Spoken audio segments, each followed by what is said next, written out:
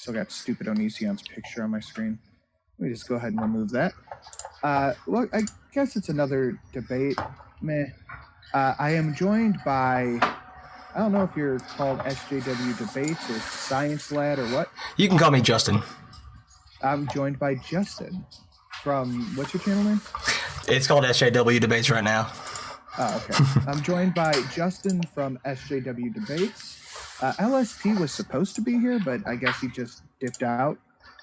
I will turn off Streamlabs right now, but I want to say thank you to Deneen H, who says hi, and Brett something lead, I guess, who pledged 20 on Patreon. Thank you. But I will turn off notifications and text-to-speech and all that for now, and I will read donations later on in the stream. So what would be a good starting point, do you think? Well, I think one of the things that got us like all into this really fun stuff is it was a while back that we kind of agreed to start this, and you had an exchange with Legend of Phoenix, and that's kind of what I wanted to focus on here. So you had a tweet where you said that there is zero evidence that transition surgery is the best treatment for a mental issue, and a lot of stuff along those lines. So that's kind of where I wanted to start with. That's fine. We can start there. And yeah, that's something I'll stick to. Nothing short of just it makes a person feel better. It's not a treatment for gender dysphoria. So this tweet makes me think two things. One, that if you saw evidence and saw scientific studies that said that transitioning was actually one of the best treatments for gender dysphoria, that you would change your mind. And two, it makes me think that you've done some research yourself to see whether or not that's the case. I've done a little bit of research, not a ton, but I've gone into it a little bit. So if you have something to show me, I'll definitely take a look at it. I do. I'm pasting something. I'm pasting a link to you in the chat right now. So it's what we know. So it's a Cornell University page, and it's what does the scholarly research say about the effect of gender transition on transgender well-being? It has, I think, 70-something studies here. See below and of them, it says 52 studies found that gender transition improves the well-being of transgender people. 4 studies contained mixed or null findings, and 17 consist of literature reviews. So just like going over the rest of the studies. So right now we have a 52 to 4 ratio of studies that say that transitioning, either medically or surgically or just socially, improves outcomes for gender dysphoria. Now, why do you think that would be? I think that you read the studies, and I'm not going to go through it on stream because I would just make for boring listening. Well, you don't want to go through 54 studies in detail on stream? That's not really, no. Oh, okay.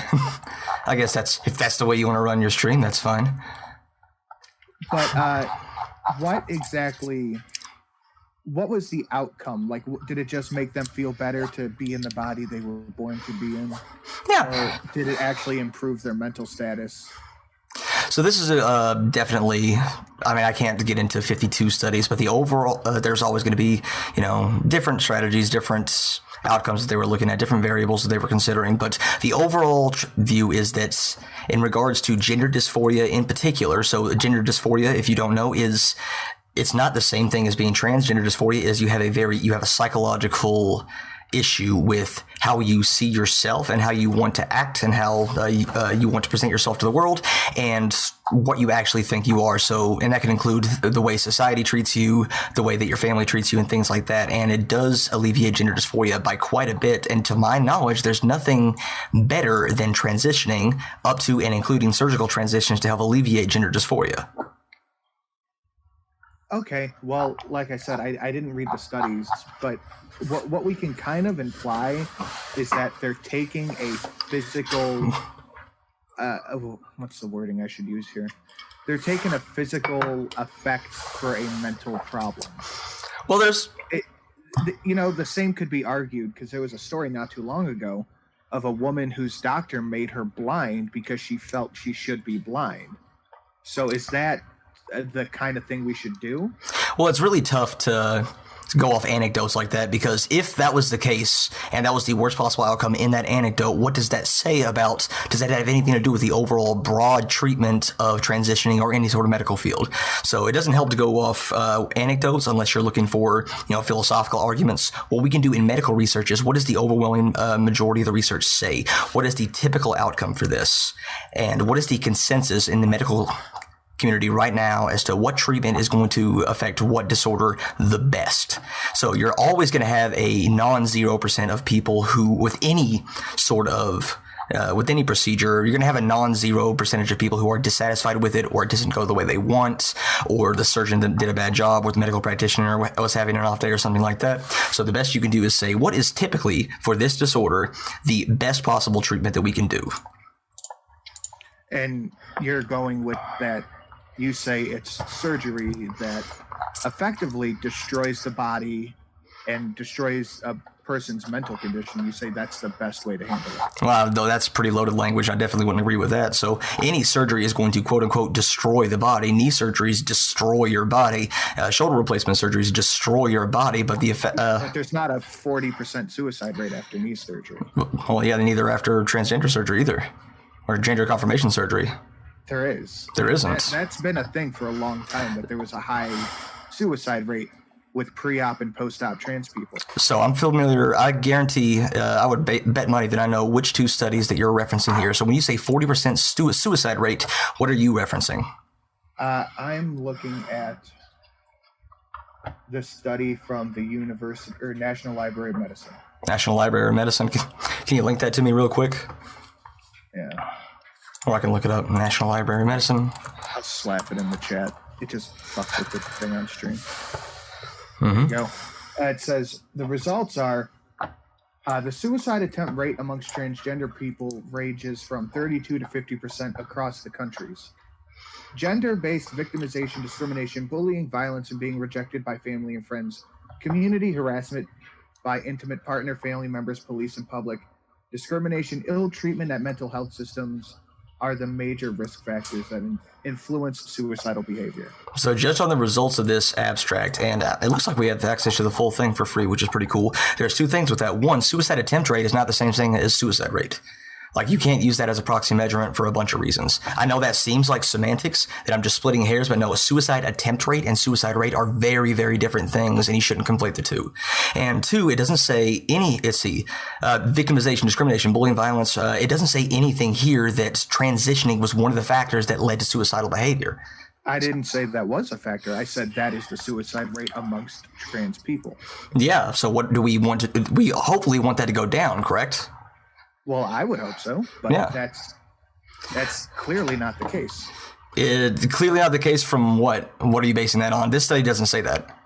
And the study, the actual study is called Suicide and Suicidal Behavior Amongst Transgender People. Yep, I'm looking at it right now. The study doesn't say what you're saying it says.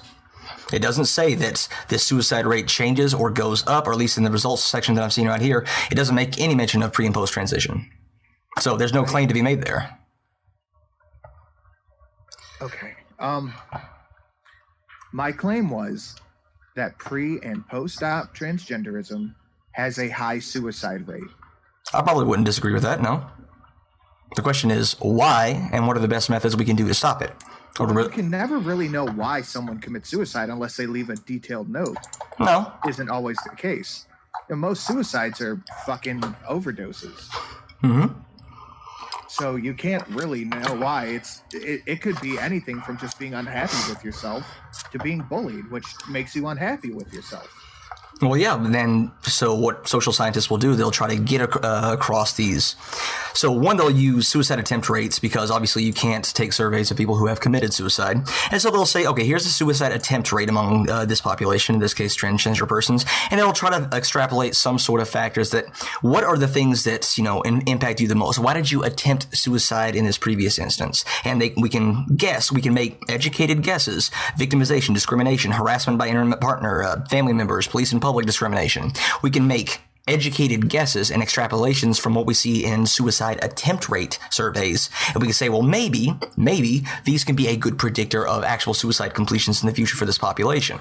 I mean, there's nothing there. You're never going to get anything perfect, but all the results that I've seen, all these studies that I've seen, that says that at least internally, the transitioning either surgically or socially or medically improves your overall well-being, and therefore improves your mental health, at least in regards to gender dysphoria. Now, of course, there's still a ton of other things that can get you down. There's, depression and all that really fun stuff. You become depressed knowing that you made yourself sterile and put yourself thousands of dollars in debt. You could. That could be a suicide thing too. But the fact is, you're still implying my case is a common one, which I'm not trying to imply, just using it as an example. I got you. It's okay. If you look at it that way, it's still a post-op trans suicide. Yeah. Are you familiar with the Heritage Foundation? I am, unfortunately. Well, here's one of their studies from who is that? Ryan T. Anderson, PhD. It says transitioning does not help. I mean, this isn't going to be a very interesting stream if we're just exchanging studies. Well, here's the really cool part. I actually have that exact study and that exact thing. I talked about it at length in my video. And so I was saying I'm very quiet. Oh, okay. I'll come that up. Let's see. Bring this up. Just a little bit better, guys. Say something. Hello, Justin's chat. Hope that helps. Host is really loud. It's not just super quiet. I can't get this right, guys. So let me try this again. Are you lower my using microphone OBS? volume. Yep. Just try and boost the desktop volume. Yeah, that's what I just did. Is this a little bit better, guys? Better? Awesome. Sweet. So I'm really familiar with the article here. It's not a study, it's an article. And one of the the main thing that he uses in this is a study, the Sweden study, which if you've been around, if you've debated this at all, Sweden study is going to pop up. And it's this cohort study, a very long study. It's a good study, really good design of the study. I have nothing issues what it says, but this guy makes some really, really obvious mistakes, and I don't think he's coming at this in good faith. Like, I think he has results that he wants to get out of the study, and he's manipulating to his means. So, and I'm happy to go over that with you. Let me pull this up here.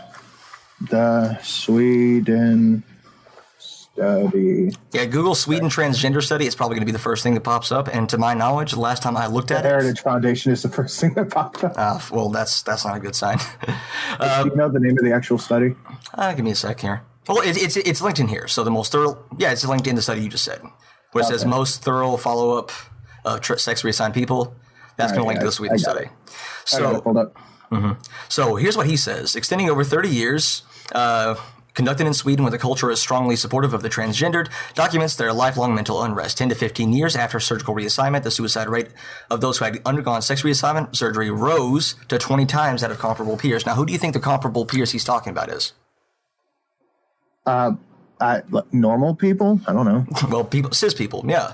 So if you're going to say that 10 to 15 years after surgical reassignment, and you're making the claim that sex reassignment doesn't help, what you need to do is compare two groups of trans people or people with gender dysphoria. One group who gets the surgery, who gets the transition gender affirmation treatment, and one group who doesn't. That's the only way you can make the claim that Anderson is trying to make here. What they did is they compared transgender people who got surgeries to cis people. You can't make any sort of affirmative claim about the effectiveness of this procedure when you're not comparing the relevant populations.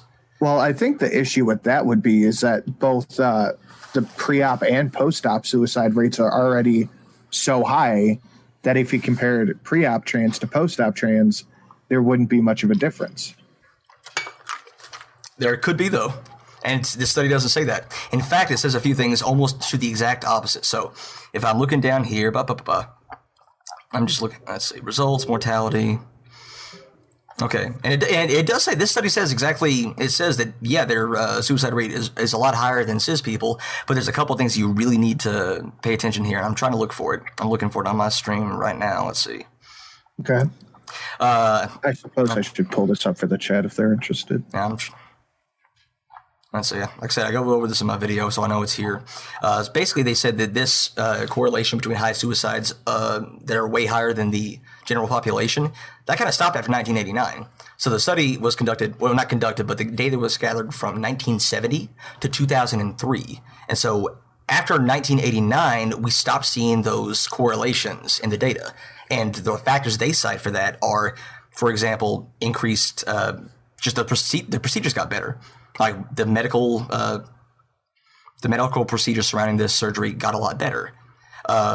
We also see improved societal outcomes. So this guy says in his article that Sweden loves trans people, but in 1970, do you think their attitudes were the same as they are today? Are they going to be overwhelmingly supportive in 1970? And the study says no, they weren't.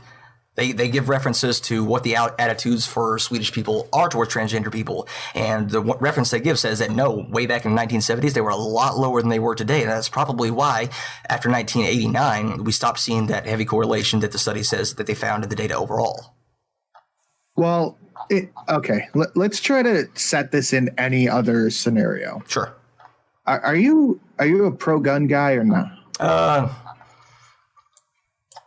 have a gun. I'll say that. Okay. Well, that's fine. Let's put it into a thing where it was 20 times the average population gun owners commit suicide. Mm-hmm. Wouldn't you go? There might be something going on there that's a little suspicious that it's so much higher than the average population. Of course. So why is that not the case with trans people? Because we have done these things, and you actually brought up one of the studies that said that one of the reasons their suicide rate is so high is because of bullying, discrimination, outside factors. People telling them that, hey, no, you're never going to be the thing that you feel like you are. So and those are the big factors. So we did that thing you just said, that hypothetical. That's real. We have studies for that. And what are the people who diagnose gender dysphoria? What do they say to the best treatment?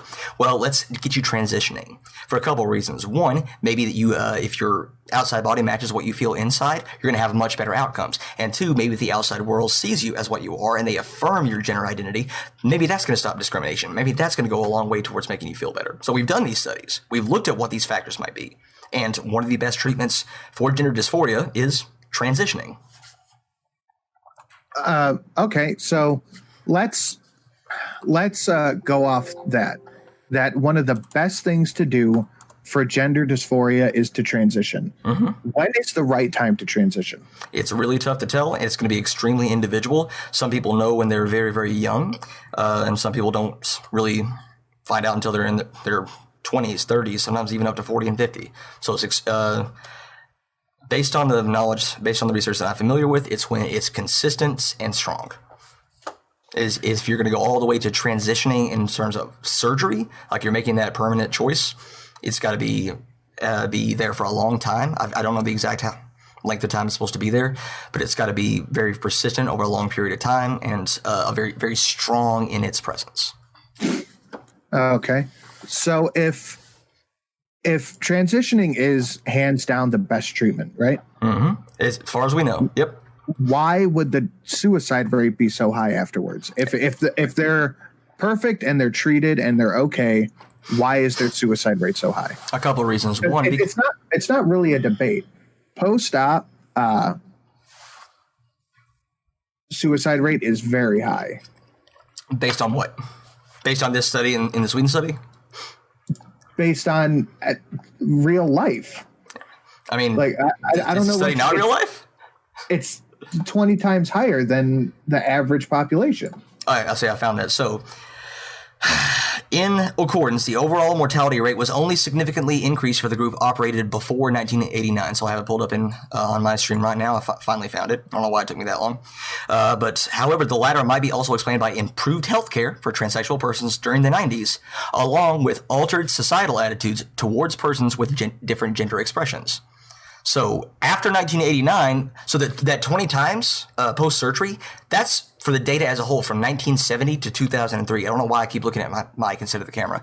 The trend, that 20 times higher, that was for 1970 through 2003, the data as a whole. But when you separate parts of the data, when you do more linear regressions and really get into what exactly the factors are, after 1989, those correlations start to get a lot more disparate. We don't see them as much as we did. And the reasons, according to this study, are because of altered societal attitudes and increased healthcare. Or that's their main variable that's why they think it's there.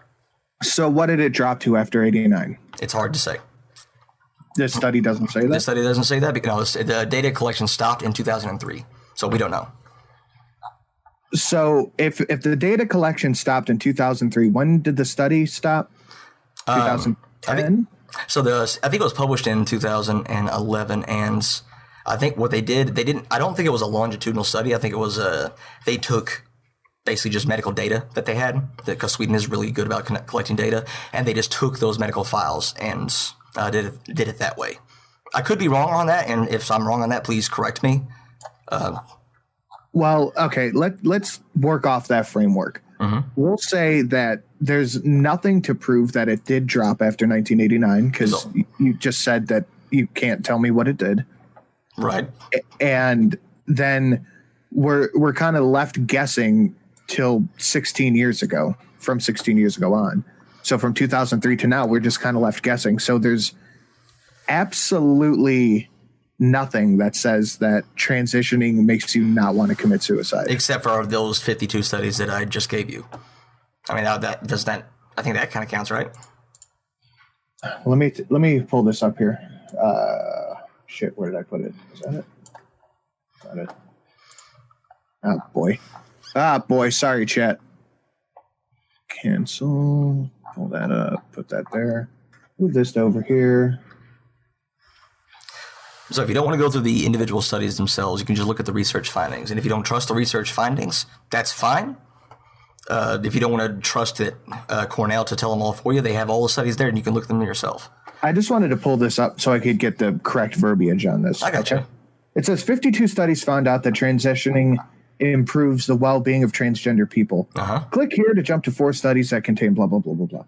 So it improved the well-being. Yep. But did not cut the suicide rate. Well, we can't say that. So it's really hard to assess suicide rate because, I mean, if someone is feeling great, where do you put them? Like, we don't have, to the best of my knowledge, we haven't done long-term suicide rate studies other than the Sweden study. That's the only one we have. But what we can say is that it improves their well-being. And I don't think it's unfair to say that if they improve their well-being, their mental state is vastly improved compared to what it was pre-transitioning, I don't think their suicide rate is going to be the same. And I don't think it's unfair for me to make that assumption. All right, let me try to pull this up here. It's hard to talk and look shit up. In fact, number 2 on research findings, greater satisfaction, higher self-esteem and confidence, and reduction in anxiety, depression, suicidality, and substance use. So number 2 in the research findings, we have reductions in suicidality. Pre-response up.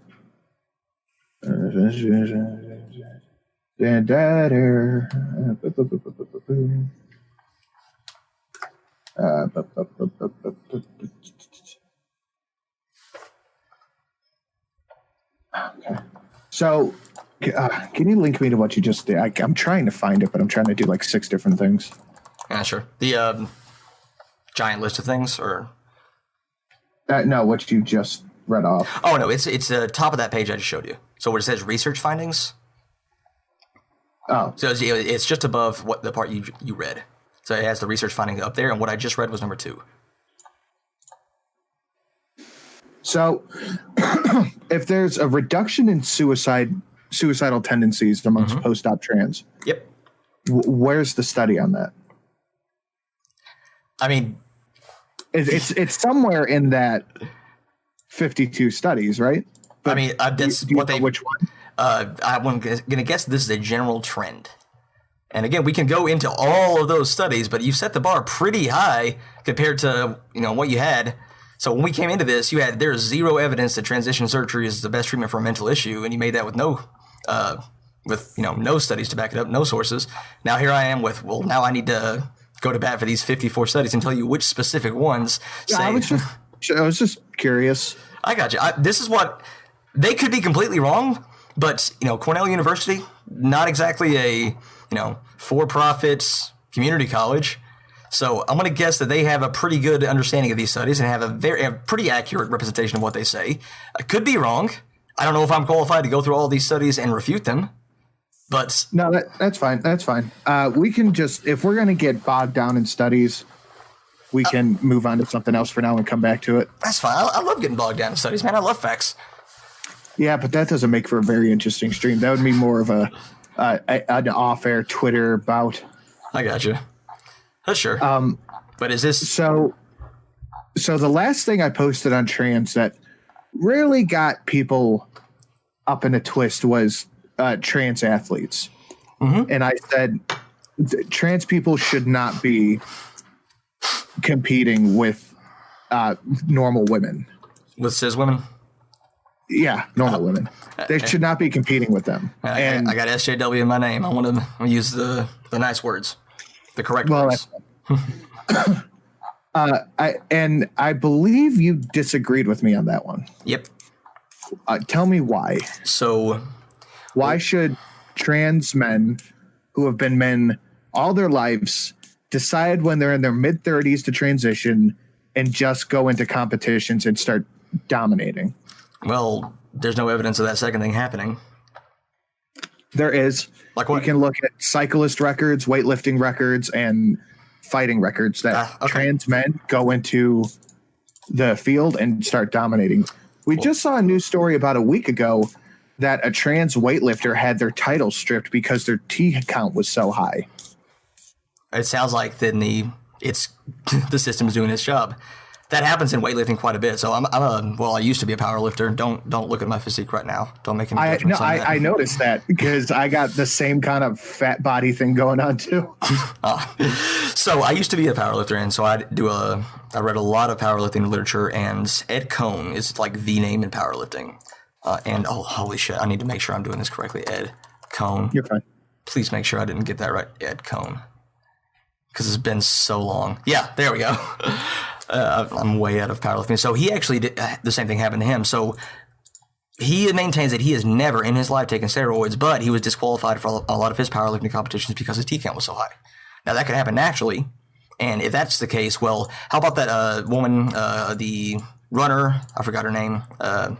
Who had her like title stripped. Now she's only allowed to compete with women, despite the fact that she's not trans. She is a woman. She is a cis woman. But her T levels are so high, even though they're naturally high, they say it's not fair for her to compete.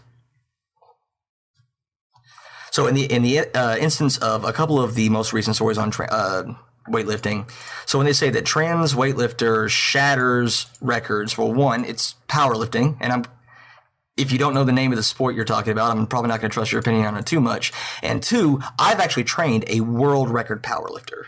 That is a 100% fact. The last time I checked, I trained, because I was a personal trainer, I trained a world record powerlifter. Is that impressive to you? Yeah. It shouldn't be. Sure. So it was in a small local federation, the Southern Powerlifting Federation. He was the only competitor in his age, weights, and division class.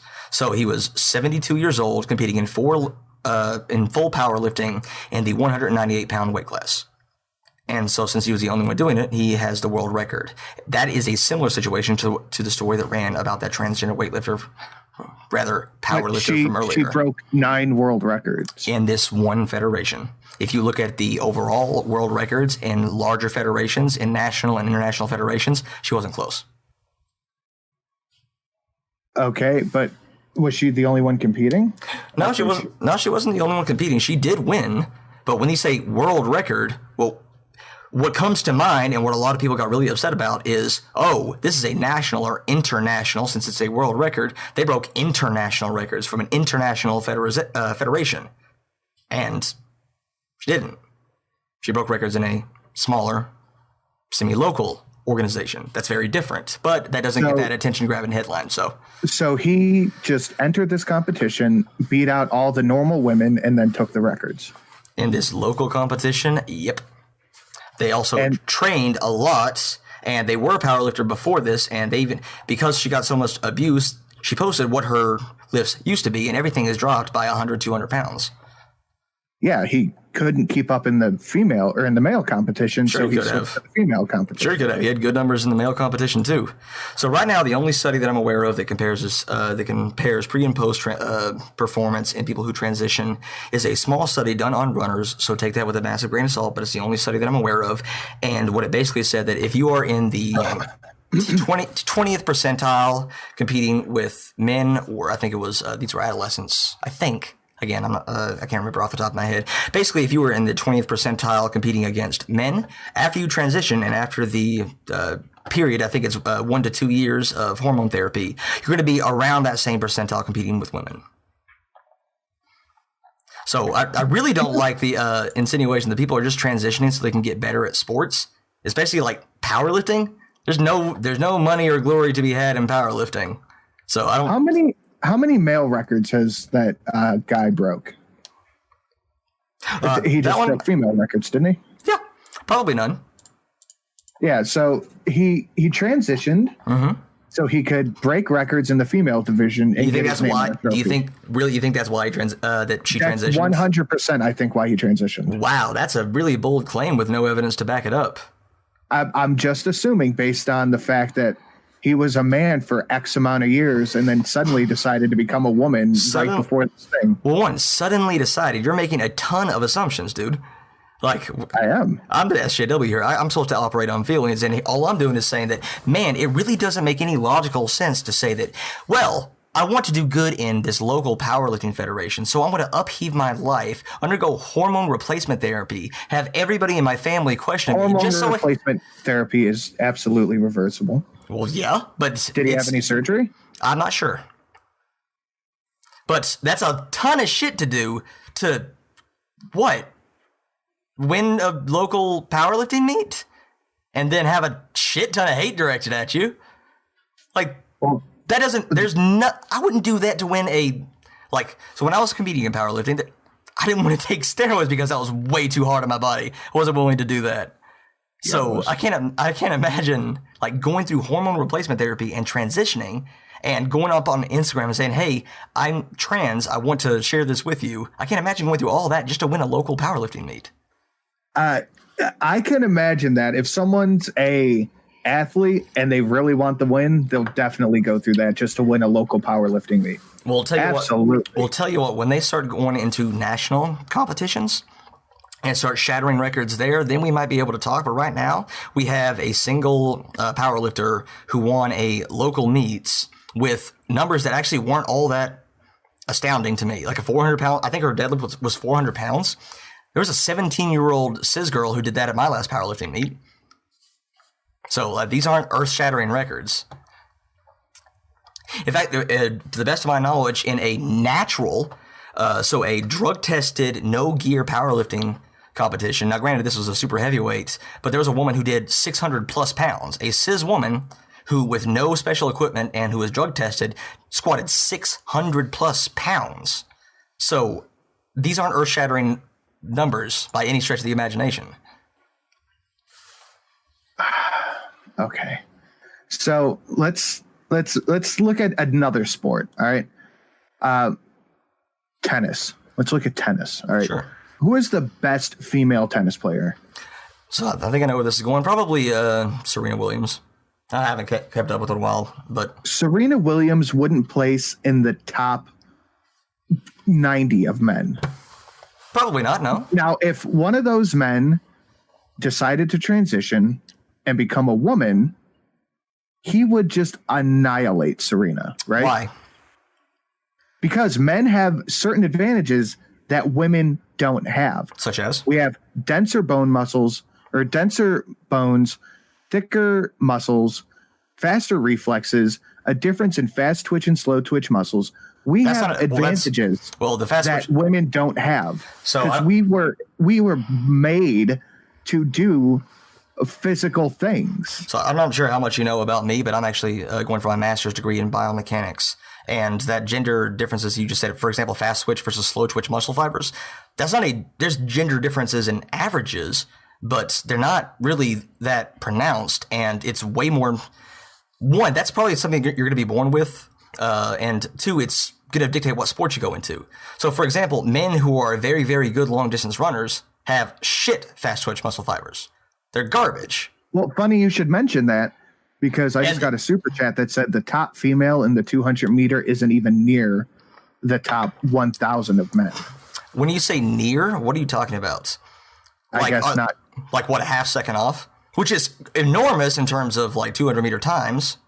But do you think she could still outrun 99% of all men? No, we're not. Go ahead. We're talking about athletes. Of course, right? yeah. So when you say that Serena Williams probably couldn't beat the top 90 men, that still means she can beat 90. I think she lost to the 75th best man in the league. That still means terrible too. So, but we're talking about the absolute top of the top. We're not talking about men versus women here. We're talking about athletes. So, if you do you want to talk about an average person versus athletes? Well, I'm saying if we're taking these gender differences and saying that they're so ubiquitous, Serena Williams could still destroy 99% of men in tennis. But when you take her and put her against the best of the best in the men, no, she's probably not going to place in the top 100 or so. But she's still better than 99% of men. Well, let's talk about averages. Average men. Sure. Versus athletic trained women. Yep. Fallon Fox, the trans MMA fighter, who was a man for 35 years. Yep. Transitioned to a woman, and then started beating the shit out of women in the cage. And if you watch her fights, they're not trained fights. Like, it looks like just domestic abuse. Someone's been watching some Joe Rogan. What about that fight she lost? Well, no. She lost to an average woman, yeah, but she beat the shit out of a lot of normal women too. Well, yeah, her record I think was 5-1 before she retired. Like it's not dominating. She lost to the women she lost. Fought, she dominated. She wrecked the fuck out of those women. That's pretty. But that goes to prove why didn't she that you can be an average person with a little bit of training and dominate in the women's field. But she didn't dominate. She lost. She beat 5 women and lost 1, then quit. Yeah. So do we say that, every person with a record of 5-1 is dominating their sport due to some unseen biological advantages? It depends on the match. I'd say Wilder dominated last night. Yeah, I've been UFC. It's boxing. You see? Told you. But yeah, I think that's fair to say.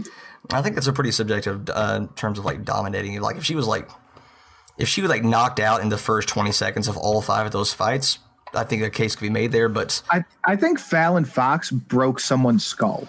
Wait, she broke someone's skull. I think so an occipital fracture. So which is unheard of in fighting, right? It's unheard of to get a skull injury. Let me look it up. What was it? Was it in? I think it was the occipital orbital bone fracture. I think is what she got.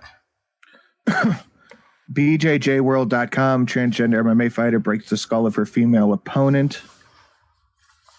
And where does it say what the actual injury is? Yeah, notice the loaded language they use. Breaks the skull. Is the occipital bone not part of the skull? Yeah. All of a sudden? Yeah, but when you say breaks the skull, you have to admit that that's really loaded language. Suffering an occipital fracture, that's a pretty common injury. You didn't split your skull open. Like there's nothing to say that, fractures occipital bone. There's no reason why you can't actually put the name of the injury in your title. But no, they went with fractures a skull. Why do you think that is? Well, I think that we could agree that the media is misleading. Oh, yeah, of course. Why were they misleading towards here? Do you think that they had some kind of ulterior motive and there was some kind of view on this they wanted you to have going in? Not if it's an accurate portrayal of what happened. Well, if she broke the skull of the woman she was fighting, then yeah, I think that's accurate. So if let's see, if I put it, if I wrote up a story, if I was a journalist and I put out something, football player completely destroys his knee, just completely ruins his knee, and then later on in the story it says that he had a partial ACL tear. Do you think that's a little bit misleading? Destroying the knee. That's accurate. No, well, it's not destroying the knee. It's an ACL tear will put you out for a little bit. Yeah, it will put you out for a little bit, but it's not going to destroy your knee. You had a partial tear out of one of the structures in your knee, an important structure, but something that honestly you can do without an ACL. That's that. And now that's coming from a biomechanics You could do person. without an ACL, okay.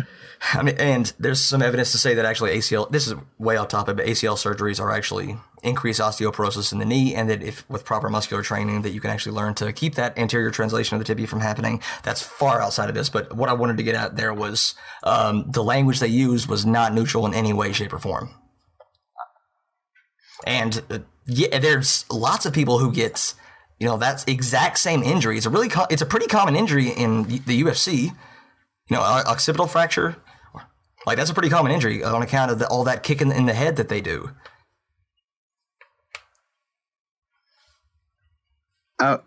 Okay, but it doesn't. If it was a man versus a man, and they said Anderson Silva broke this other dude's fucking head, I'd be like, oh shit, no kidding. Yeah. And even if it was an occipital fracture, it's still breaking the fucker's head. Yeah, if you want to have the fun language there, yeah. But what would be the? So let's say that exact thing happened. So an exactly identical story, or rather an identical headline came up in Anderson Silva's fight.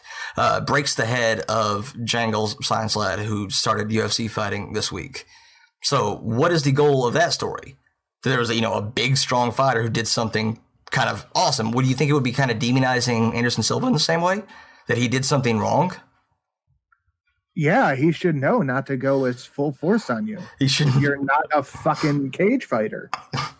Well, no, pretend that I was a fighter. And let's just pretend that I was an actual fighter with training, and I was going in there with, every intent of winning. But that has a very different connotation, though, doesn't it? Like he Silva's just a beast and really strong, and you wouldn't be saying, "Oh, how dare Silva be trying to hurt people in his UFC fight?" So I'm trying to go with what you're saying. Okay. Yeah, we can get off this exact example if you want to. I looked up how many skull injuries happen in women's MMA. Mm-hmm. Every single article goes right back to the transgender fight, which leads me to believe in women's MMA, it's not that common of a thing. Or that search results bias things that have lots of view counts. They could, be indicative of either one of those. Okay, here's a question, or the answer to your one question. The women's world record for the 200 meter is 21.34, and the men's is 20.7. Yeah, so statistically, that's an enormous difference. But how many men do you know who could run 200 meters in 21 seconds? It depends what's chasing them, I guess. And what percentage difference is that? Roughly 10-ish percent? A roughly 10% difference? Don't make me do math. I won't, don't worry. Let me pound through a couple of these super chats that have come through. What I got so far is SJWs are okay with women abuse. Totally, that's a very honest take of that. Good job. Well, I mean, when you see Antifa assaulting women in the street, you kind of get that impression. That's a Sir Powell for two that's an insane pivot. Good job. Well, you can rebut it in a second, but we won't get bogged down in that. All right. Good work. Keep up the good shit flowing. I don't like that you call my work shit. Rob Schmurder for 10 says, for the gender reassignment surgery, thank you. The Super Saiyan reassignment surgery. My bad. What? Oh, my bad. My dog just freaked out. Spookski for 5 says, the only surgeries trainees need is a lobotomy. And Deneen H for 5 says, hi. Hi, Deneen. But yeah, when you see Antifa like egging women in the face on the street, you think that there's no problem with it. When I see Antifa egging people in the face on the street, do I think there's no problem with it? Women? I think that's really, really far. Let's say that that was a huge problem in Antifa, and the Antifa was absolutely targeting women specifically with eggs and maybe even more violent means. Would that have any impact on the effectiveness of transitioning for people with gender dysphoria? Maybe. Maybe? You never know. I mean, I don't see how those two things are connected. But so let's go back to the actual substance of that donation. Are you okay with Fallon Fox fighting women? If she is under medical clearance and she has a doctor and she has a bunch of people who know what they're doing, who says that she has no undue advantage over cis women, yeah, I'm okay with it. I go with what the research says, and I go with medical opinions, and I go with I don't just use my gut to determine these things. Well, okay. I guess I get what you're saying, but in reality, I don't like the fact that Fallon Fox can go into a cage and just annihilate. Who beat Fallon Fox? I forgot. I think a fighter with like a 6-4 record that ended up with a 6-4 record. So not a bad fighter by any stretch of the imagination, but also not like the most dominant fighter in women's MMA. Ashley Evans. There we go.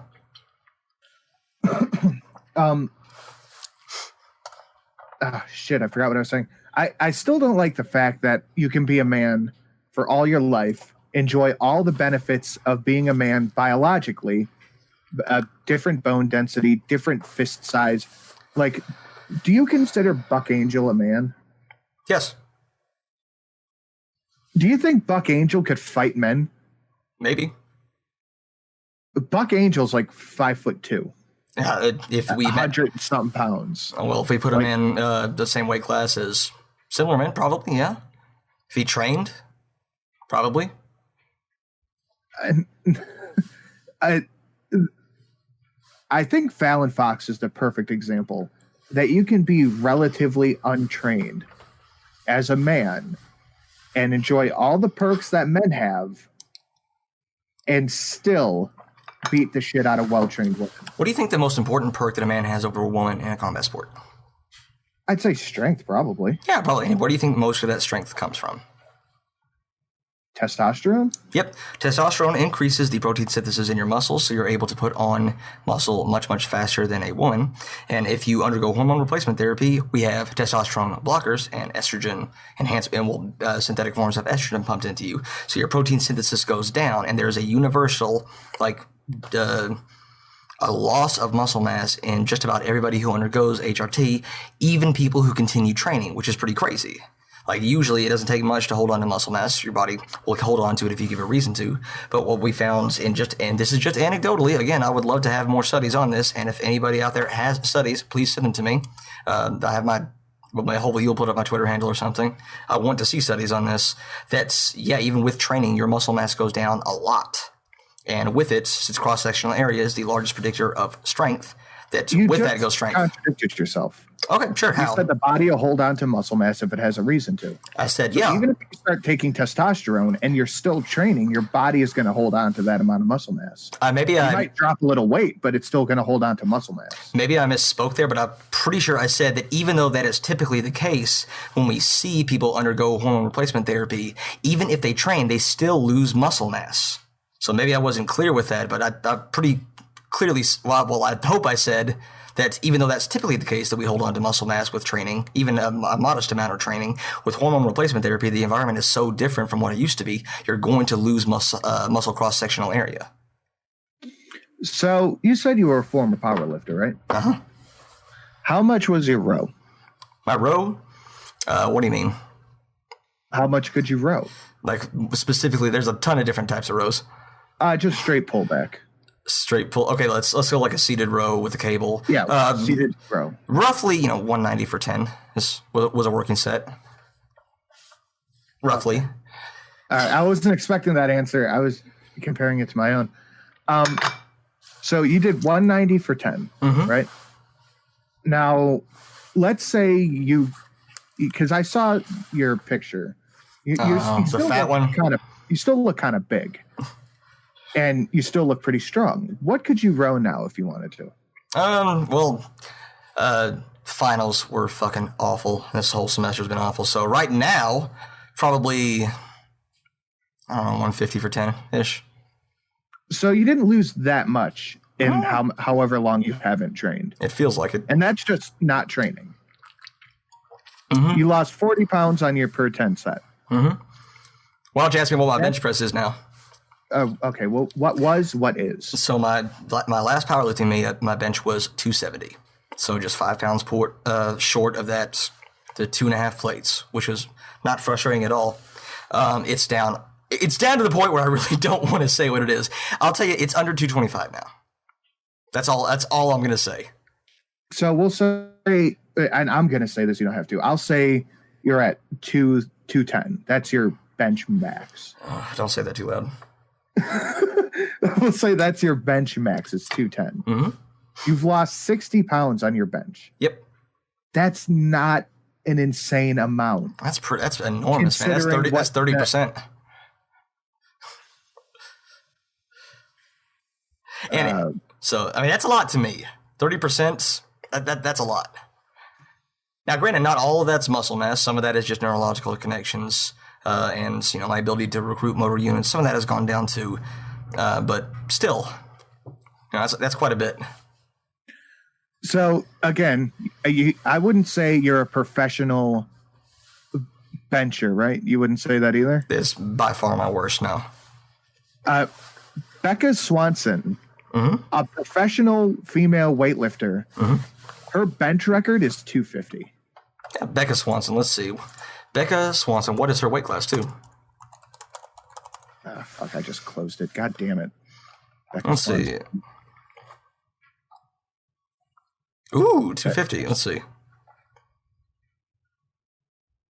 Yeah, she's a bigger gal. Well, she also, if it's the same Becca Swanson, it looks like she's benching 501 here. Oh, no, I must have read the wrong thing. Yeah, her weight is 250. Yeah, that must have been what I read. And her bench is, so she's benching double body weight. I don't know if this is raw. I don't know if this is raw or not. Listen. We can go down this hole if you want, or we can bring it back, whichever. We don't have to go down that hole. I just thought that was interesting that like my best bench was 405. So I'm almost at the level of Becca Swanson, and I am incredibly untrained. 405 is not incredibly untrained. Like that's crazy high. You should see me now. You rethink that. 405 is especially done under powerlifting rules. I almost fucking threw up. That's the sign of a good 1 rep max. Then I think it's hard to say this. Yeah, it's hard to say if it's raw or not. But like I said, it's not important. But 500 pounds is a lot of weight for someone who weighs 250. A double body weight bench press is a lot. My chat has a question for you. Sure. Shoot me up. Female porn? Shira porn? Female porn? Female porn? No. See, he didn't stumble. Midnight in Exile for 5 says, let's be real, this dude is clinging to any rationalization he can to avoid admitting he waxed off to dudes. Oh, that's why you asked. Okay. Oh, like, do I whack off to dudes? Yeah, like all the time. Like, what do you? Yeah, I'm married to a man. Oh, you're gay married? Yeah. So yeah, totally whack it to dudes. You off the stream. Liberal Sanity Project for 5 says, if a trans lesbian marries a bisexual, is the relationship a BLT? P.S. Everyone go sub to SJW debates. Thanks, LSP. Jared Hart Norris for 2 says, don't lie, you are a Greek god. At one point in time, I might be, but I'm going to assume he was talking to me because I need this. I need this. Oh, you are a Greek god. Thank you. So anyway, back to the substance. I will admit I'm not as read up on this as I would like to be, but I know enough to know that men shouldn't compete with women. So my solution would be, why not have a trans league? Because it would probably just be so small that no one would compete in it. And why would we need a trans league? So for example, did you know that the IOC, so the International Olympics Committee, I think is what it stands for, had allowed trans athletes to compete since 2004. So a long time. So we've had, at the highest level of competition possible with a lot riding on it, we've had 15 years worth of chances for trans women to just absolutely dominate, and they haven't. And the NCAA, I think, either in 2011 or 2014, started allowing trans athletes to compete. Same deal. We haven't seen trans women just absolutely dominate these sports. Okay, it's hard for me to tell when you're done talking. Oh, shut me up! Like I'll like just interrupt me. That's fine. Okay. So just because they're not competing at the Olympic level doesn't mean they're not taking titles from average women who deserve them. I think you can agree with that, right? I mean, I can agree with the notion that just because they're not dominating at the highest level possible, that they're not doing well in smaller competitions.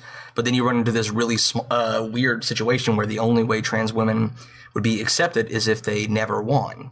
And now you wouldn't know it from my powerlifting career, but actually you're supposed to try to win things. You're supposed to try to win competitions, right? So they only get the respect if they lose. That seems kind of weird. No, they can get respect for winning. They should just be competing against men. Like, if you can't win by competing against men, again, no one's. Go ahead. No one's transitioning to compete in their sport. At least it's not happening at a broad scale. I've seen no evidence of that ever being a thing. That's an enormous thing to undertake. That impacts every part of your life, way beyond just, that sport, especially if it's a local sport or a sport like powerlifting where there's nothing to be gained from it, really. Like, you're not going to make big bucks as a powerlifter. So I don't see that this is not a thing that happens, at least not on a broad scale.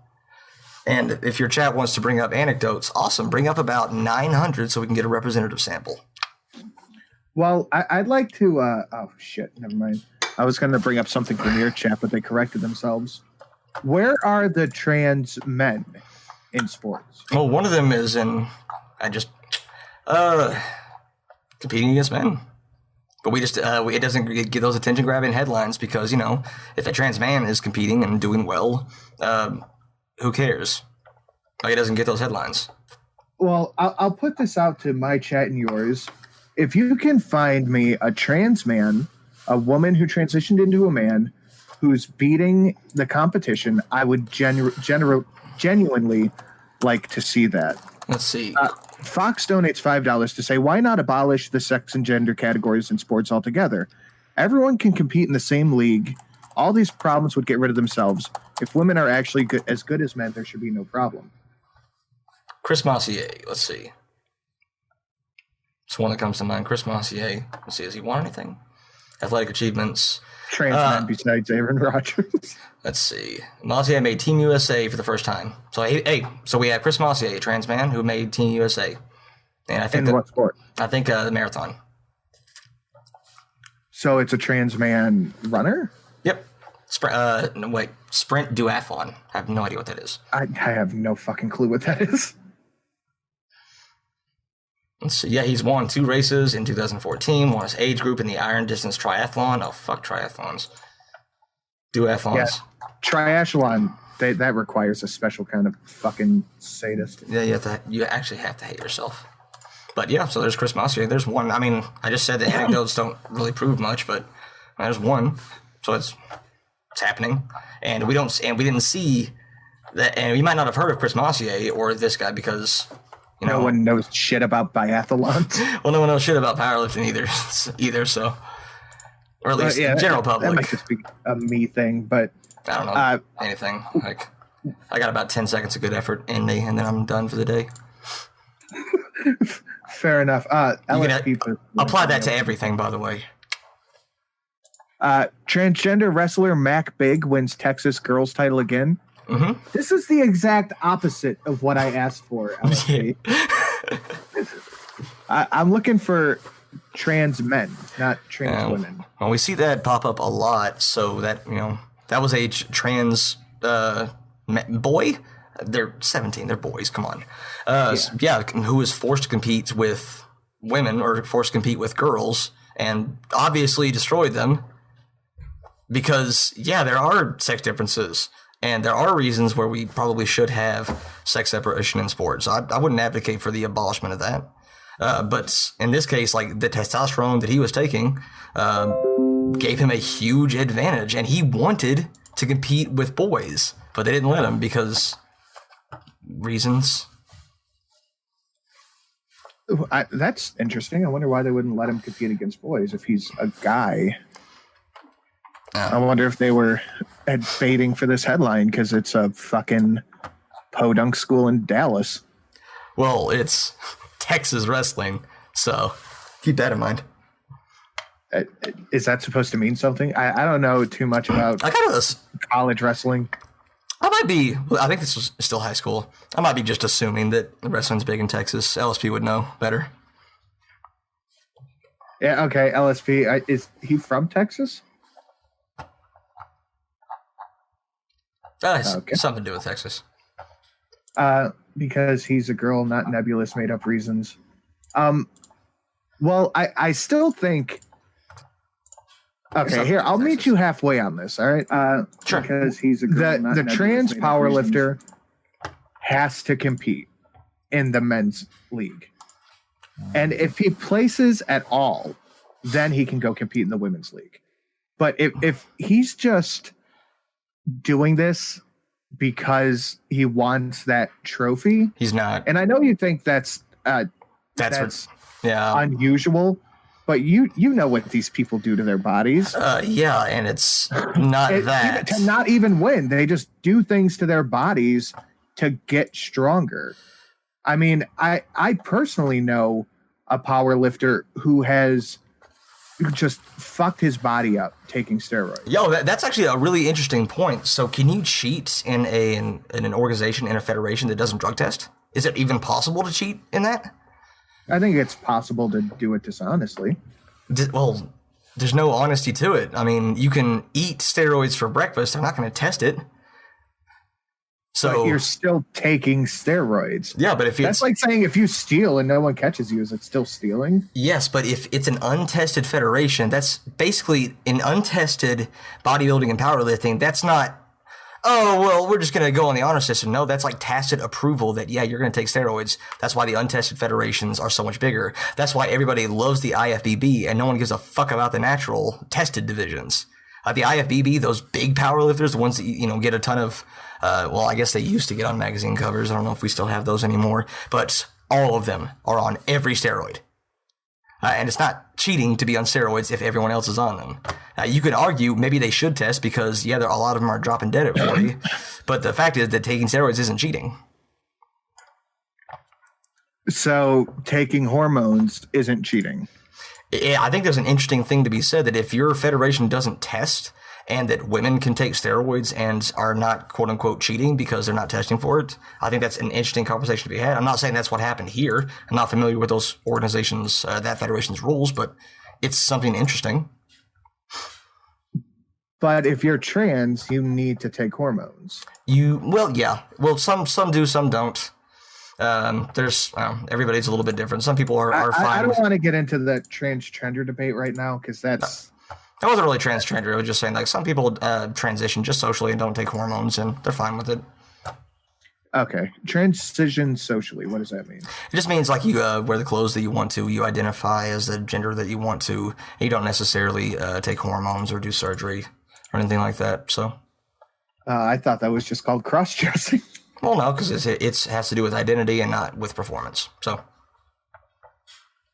Okay, I guess I would be a bad libertarian if I said they shouldn't do that.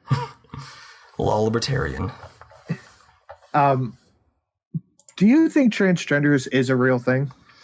When you say transgenders, are you people? People just do it to try it out. Just say that they're trans. I'm sure there are some out there who exist. Yeah, just like there are people who were gay trenders and just did it to feel special for a little bit. I'm sure they exist. But one, if it happens, I don't see any problem with it happening. And two, I don't think it's a huge problem that should impact the validity of the research done on transitioning. All right. So I kind of want to move on because we keep just going off into random spacious things. What about okay, so I saw this study. I'm going to see if I can find it real quick.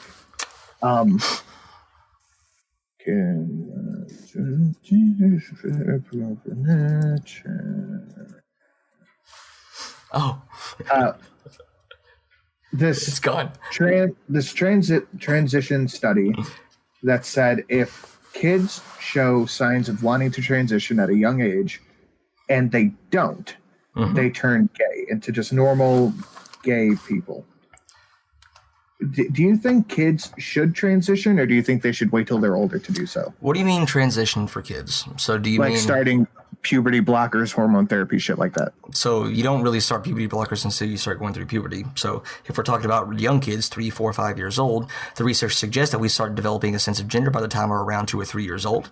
And that if someone is starting to do atypical gender behavior, which means they start to do things that are more closely associated with the gender they were not assigned at birth, I don't see any reason to keep them from doing that. And if they're consistent in it and they tell you, hey, I would like to go with she pronouns or he pronouns, or I want to be called a girl, I don't see anything wrong with, one, affirming their decision to do that as long as it's not hurting them.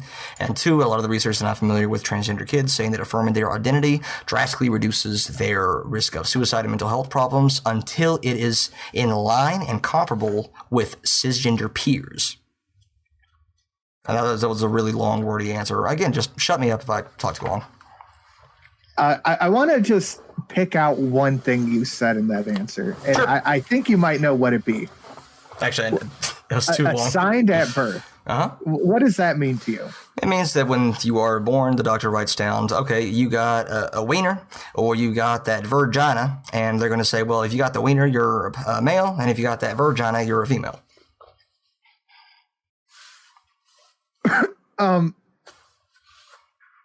Now, let me take a second to absorb that answer, because Sure.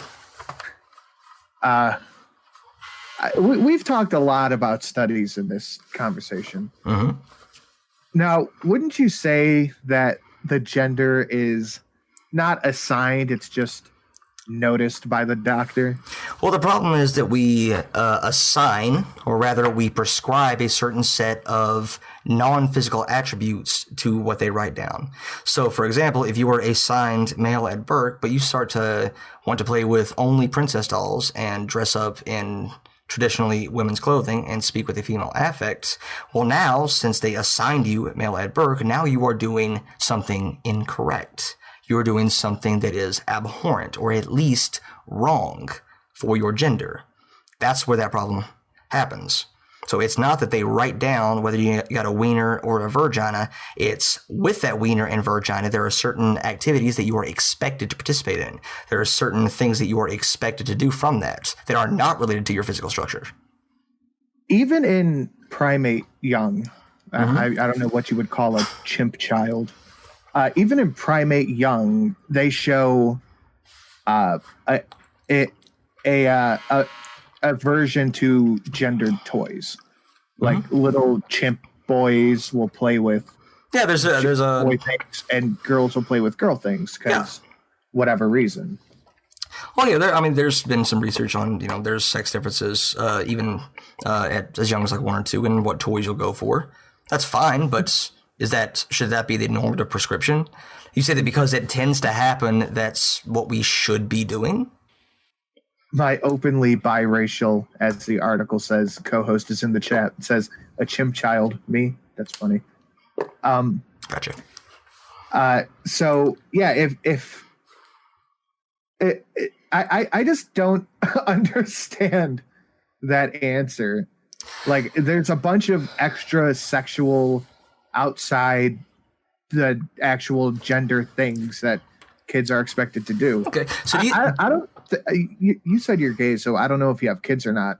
I will, but one day. I know when my boys were little, I expected them to shit their pants and crawl around at the age of 2 or walk around at the age of 2. I didn't expect much else from that. Well, yeah. But they still get a sense of there are boys and girls, and I'm one of them. Or maybe not. So it doesn't. Now, when I say they get a sense of gender by the time they're 2 or 3, that doesn't mean they have like this fully encapsulated idea. It just means they're starting to get the beginnings of it. So when a 3-year-old when they start to play, they can have gendered expression in their play. Or at least, well, since you've made it so that, there are, gendered toys, if they start playing with certain toys over others, you could make the case that that is a gendered toy. So they start to have some kind of notion of that, even beyond that. Again, this is not my area of expertise. It's just what I'm familiar with in literature. Okay, so what would you consider gender toys? Because I know that boys, as my collection behind me will iterate, boys can play with dolls, action figures, right? Ooh, that's actually a really cool thing that you just did. Girls can play with dolls and action figures. Why Boys is it? can play with dream houses, and girls can play with trucks. It doesn't mean that's a gender expression. No, that's a great thing that you just said, but why did you say dolls and action figures? Because they're basically the same thing. I mean, yeah, but so why not just have one name for both? Because I was trying to include both. So people know what I was talking about. But that is a really cool thing that definitely happened when I was little. So I grew up in a very conservative area of Kentucky, and I didn't want. So when I played with my Power Rangers, those were action figures. Those were action figures. They weren't dolls. Dolls are what girls play with. And if I do something that a girl does, I'll get yelled at and I'll get made fun of. So I don't want to do the thing that the girls do. I want to do the things the boys do, so I don't get yelled at. So you played with dolls but called them action figures? No, I played with Power Rangers, but when someone would call them a doll, I'd get really upset because dolls are what girls play with, and I'm not supposed to do things girls do. But we're not in the conservative part of Kentucky. We're just talking as normal people. Yeah, I'm just go ahead. Can't you just play with whatever you want without it being a gendered thing? Yeah. Like I know my sister had a, what the fuck was it? Some sort of like big Barbie house thing. And I would use that thing for my little green army men. And I would fuck that tiny house up with my army men. Of course. And I would never go, I'm playing in the dollhouse. I'm like, it's the fucking, I'm playing with that thing right there. It never occurred to me that that was a girl's toy. Well, that's awesome for you. I had a very prevalent understanding. Family too. They just knew that it would be cheaper to let me play with that than buy me an army base. Yeah, maybe it would have been different if I had sisters growing up. And again, these are just anecdotes. I probably made it seem I was probably way too reductive. So just toy selection is not indicative of gender. I'm saying there's a multitude of factors. The most important. What other things would you show at such a young age that would be indicative of gender besides the toys you play with? I'd have to go back and consult the literature. So how you act, who you identify with, whose mannerisms you start to emulate more. So for example, if your mother is typically feminine and your father is typically masculine, of course these are really broad strokes, and you start to act more like your mother because you identify with her more, that could be a thing. I'm not a clinician. I'm not going to give you an affirmative answer on that just because it's way outside of my breadth of knowledge. But I do trust the researchers to say that we have a sense of gender by the time we're 3. Not a complete one by any stretch of the imagination, but just the beginnings of one. And that if someone is consistent in their gender identity throughout their childhood, that's evidence that they're probably going to stay like that when they're adults. Is that your dryer going off in the background? Yeah. Okay, that was an interesting answer, and I liked it.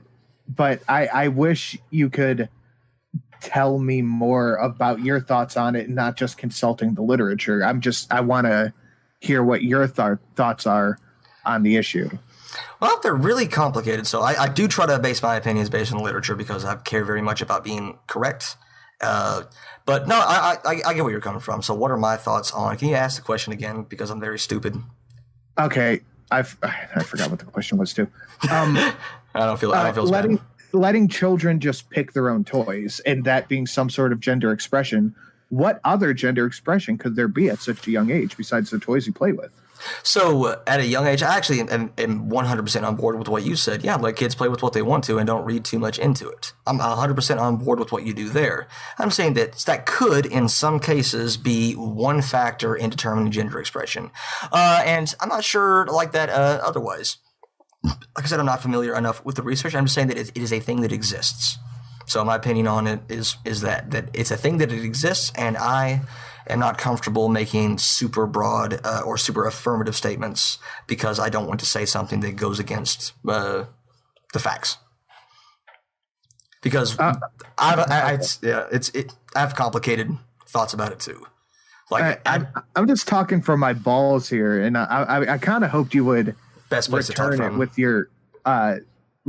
your personal opinion. This doesn't have to be fact. I'm just you didn't tell me I trying to get was your supposed to talk opinion. from my balls. Okay, I can do that. So I don't really like that anything is gendered. I like good things and bad things. There are some typically historically masculine traits that I think are just good and everyone should have, and there are some historically feminine traits that are just good and I think everyone should have.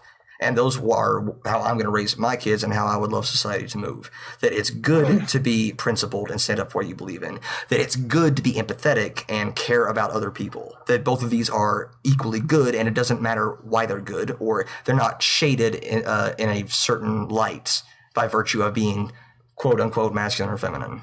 Yeah, those are virtues that any person can be. They can have either of those. Those aren't necessarily gendered virtues. Yeah. So if you wanted to say, like, okay, I'll pull an example out of my hat. Oh, actually, you know what? This is more interesting than whatever I was about to say. I think that gendered toys are kind of making a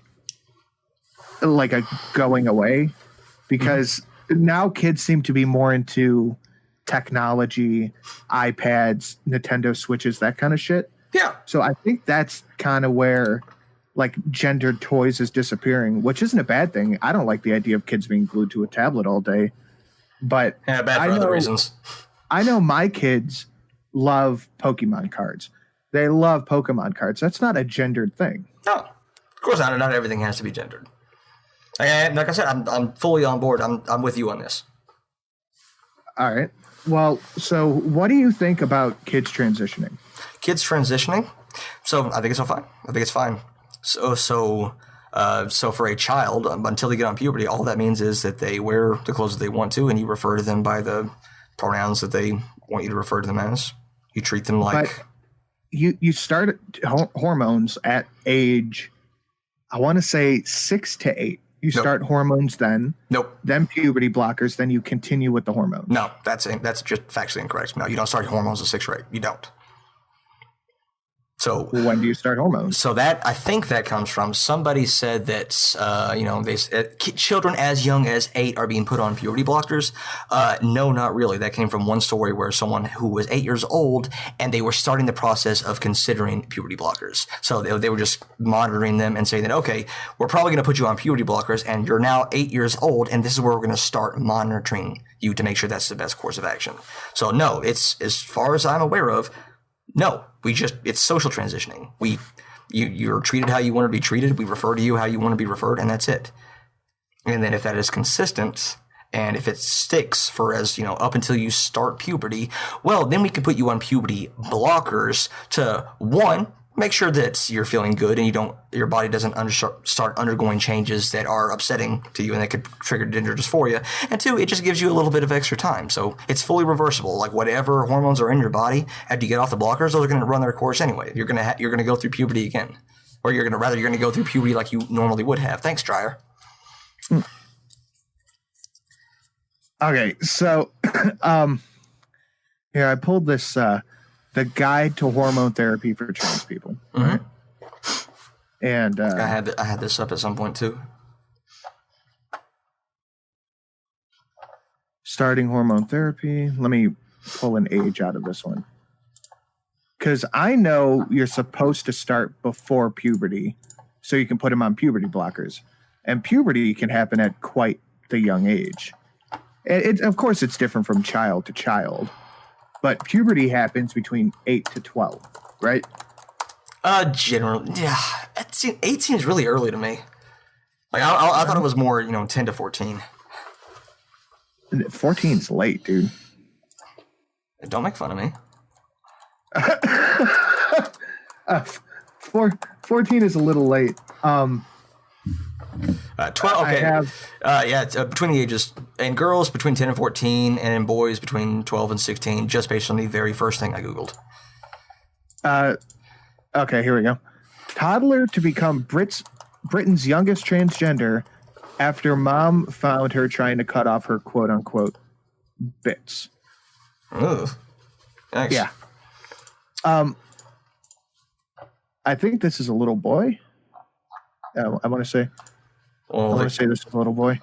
And then you have the school teacher who was caught trying to push a bunch of transgender stuff on this little kid. I think he was 8, whatever, however old you are in 2nd grade, 8, 9 years old. Okay. They were caught trying to do that. So at a young age, they're grooming these children to get ready to transition as soon as they start puberty, whenever that. You're making gigantic leaps from 2 anecdotes to broad statements about what they are doing. Well, that is when you would start. Here we go. Child 4 is the world's youngest ever sex change patient. Again, Australian officials have confirmed that a 4-year-old child is going through a sex change procedure. So this stuff does happen, right? Now, I'm not saying this is the common thing. I say, world's youngest. It was so outlandish that it got an entire story about it. I really don't like basing my opinions on broad topics based on like sensationalist news headlines. I'm not saying 4 is the average. We'll go with what you said. 10 to 14 in girls and 12 to 16 in boys, just based on the first thing that I Googled. So 9 to 14-ish. All right. I Googled average puberty age, and it says 12. Yeah, probably the same thing I pulled up too. Yeah, probably. So we'll say 12 is the average age that kids start to transition. Yep.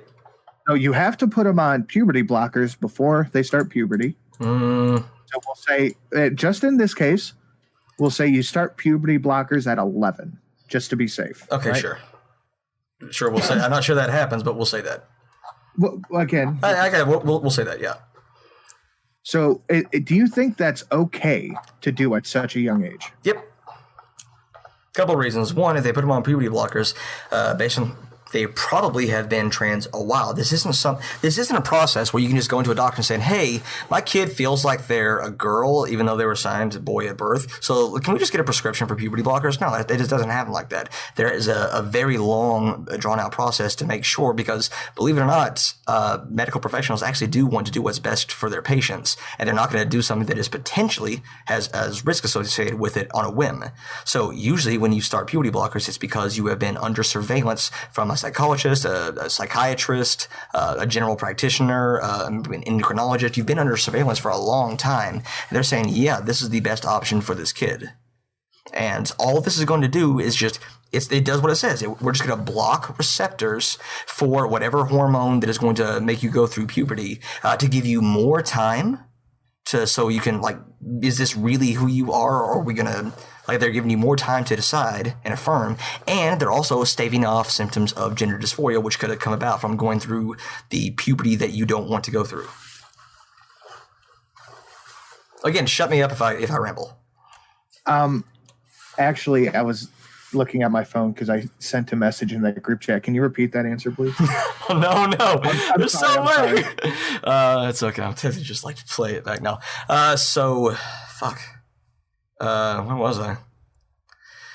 So typically what happens is this isn't a spur of the moment thing. You don't just walk into a doctor's office and say, "Hey, can I get a prescription for puberty blockers?" No, what typically happens is that you have a team of psychologists, psychiatrists, and endocrinologists, a general practitioner who've been monitoring you for a long time. And if you have a consistent gender identity that is different from the one you were assigned at birth, they're going to say, okay, puberty blockers probably are going to be the best thing for you to go through. And all that's going to do is it's going to delay puberty. They do exactly what they say they do, so you can get a better grasp of what your gender identity is. And if it ends up changing, fine. They're fully reversible, and you can go through puberty normal when you get off of them. Or it can, stave off feelings of gender dysphoria that could result from going through the puberty that's not the same as what you identify as. Did you hear that one? Yeah. Don't you think that it's just as possible that experiencing the hormones that you would experience during puberty could knock you out of that dysphoria phase? I'm not sure. It might. It might not. It might make it worse. Yeah, that's true. LSP, if you did come up with questions that you wanted to ask us, now would be the time to pop on and ask us a couple questions. Look, I'm just going to be honest here. I really don't give a shit what people do with their body. It's children that bugs me. Like when I see a parent pushing their kid through the transition thing. Like, why can't a young 12-year-old boy dress up like a girl if he wants to be a girl? They can. And that just be enough for now. Because until they get older and decide that that's not what they want to do. What if the medical research says it's not enough and that he's going to have better outcomes psychologically and have way lower instances of gender dysphoria if he also undergoes puberty blockers? What if there's a better option available to them, but because people thought it was weird, they didn't have access to it? Is that a thing, though? Like, do they know that doing that at such a young age really has that kind of outcome? Yep, all the research I've seen. We don't let kids vote. Nope. We don't let kids join the military. Nope. We don't let kids drink alcohol, smoke cigarettes. Why should we let kids transition if it's going to hurt their body in the long run? Because things like that happen naturally as when they're supposed to. Like, if you are supposed to go through puberty at the age of 12, that's when you're supposed to do it. But if you take puberty blockers and don't end up going through puberty at the age of till like you're 22, that could be worse for your body in the long run if you decide that you don't want to transition. What if you were supposed to die of hypoglycemia or hyperglycemia? What if that's what naturally you were supposed to do? Well, we're talking about not that. We're talking about something completely different. I mean, it's not that different. So hyperglycemia, so that results, if you are a type 1 diabetic, that's a hormone imbalance that causes you to go hyperglycemic to the point where it could be potentially fatal. And so even children as young as, 2, 3, 4 years old, we're giving them hormones. We're giving them hormones at 2, 3, 4 years old for this condition. Insulin. Yeah, insulin isn't testosterone or estrogen. It's a hormone. That's like saying I take vitamin C tablets. It's not the same. Yeah, so why isn't it the same? It's a hormone that alleviates a disorder. I don't understand why you're trying to compare diabetic to trans. I'm saying that there's a That's hormone. like asking a fucking person with a heart attack issue, hey, why do you take aspirin every day? Your blood's supposed to be thick. It's just a dumb thing. Well, it is a dumb thing. That's why I don't like it when people bring up natural as an argument. Natural doesn't mean good or bad, and there's I have a ton of issues with what actually natural means. So when you say, well, this is supposed to happen, what do you mean supposed to happen? Based on what? Well, that's like saying that growth plates are pointless because, it just happens. So why does it matter? If you're supposed to be a certain height based off your genetics and your environment, then you're supposed to be a certain height. You don't take out growth plate hormones because someone identifies as a midget. Growth plate hormones. You don't take out growth plates. Well, what if that your height was going to cause you enormous distress to the point where you had suicide rates of people who were 8 feet and above, suicide rates of 40, 50, 60%? What if there was some way we could stop that from happening and to make sure that their height was more in line with what they felt comfortable with? And in doing so, we drastically reduce their suicide rate and their mental well-being. Would that be a good thing or a bad thing? You're kind of drawing a false equivalency here. Because we're talking about something that's optional. Like, you don't have to transition. No. But you can if you want to. It's perfectly acceptable if you do transition. Yeah, of course. But you're talking about people dying because they're too tall. Like, that doesn't make sense. I'm saying in the terms of the hypothetical we set. If it happens in the same way that, being this height increase suicide rates, and we could do something to stop it, and it was optional, just like transitioning is, wouldn't it be great if that was an option for them? And there wasn't, a huge section of society who was saying that, no, this is just how you're supposed to be, deal with it. Is that a real argument? It's a hypothetical one. I'm trying to get down to the point. The this is how you're supposed to be, deal with it. Is that a real argument? Because I have a hard time believing that grown adults care so much about what other adults do. Of course we do. Like, yeah, I care very much about what other grown adults do. Like, I care. As long as it's not affecting you, why do you care what other grown people do? Because generally I care about the happiness of the people around me, and I want them to do things that make them happy and results in the highest sense of general well-being in society. So I care very much about, what they do. I care about the opioid epidemic, even though it doesn't affect me personally, because I generally don't want people to die. I care about a lot of things that don't directly affect me, but I want what's best for society, so I care about what other people do. Okay. That's a good answer in and of itself. The opioid epidemic is a thing that's killing hundreds of people a week, I think. Mm-hmm. But that if the person down the street from you has been a heroin addict their whole life, are you going to walk up to them and go, "You got to stop doing that," or are you just going to go, "You made your choices"? Probably the second one. No, sorry, the one where I advocate. Actually, neither. I would advocate for a system in place that's going to help them far better than me personally ever could. So I know me going up to the heroin addict and saying, "Hey, stop doing this," that's not going to help anything. But me advocating for programs like needle exchange programs or drug rehab funding and things like that actually might help them. And that's kind of the parallel that I would like to draw. The exchange program does not help people to stop doing drugs. And that's the only thing that'll stop the opioid epidemic is people stop doing drugs. No, but it reduces risk. Closing the borders or making people quit are the only things that's going to stop the flow of fentanyl into the country. Different topic. Different, yeah. That's the stuff that's going to... all right, LSP in the chat has a question for me. Do you have a favorable view of the trans-military ban? If so, why? If so, why? I'd say not on the front lines because it's hard to get them their hormones that they need. But other than that, no, I don't care. I don't think anyone who needs to take pills daily should be on the front lines. So if that makes you feel any better. Other than that, no, I don't care. I think that's the libertarian in me. Like, because the big thing right now is the abortion argument, right? That's the thing people are talking about. It's a war on women. It's this, it's that. But I don't care what you do with your body. You get what I'm saying? Are you talking to me or answering LSP? I'm talking to you. Oh, okay. Yeah, I get what you're saying. I care what you do to your body if it is going to negatively impact society, though.